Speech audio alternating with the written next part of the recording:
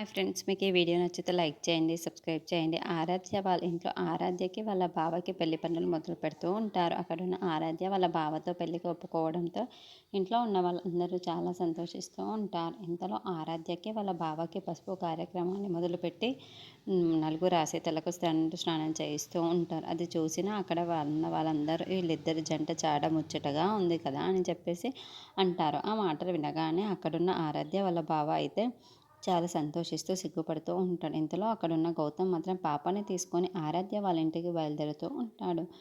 తను ఆరాధ్య అంటే నేను ఎలా నమ్మగలను? తను నా మల్లిని, నా మల్లిని నేను ఎలాగైనా సరే దక్కించుకొనే తీరుతాను. నా మళ్ళీ నాకు కావాలి అని చెప్పేసి అంటూ వాళ్ళ ఇంటికైతే బయలుదేరుతూ ఉంటాడు.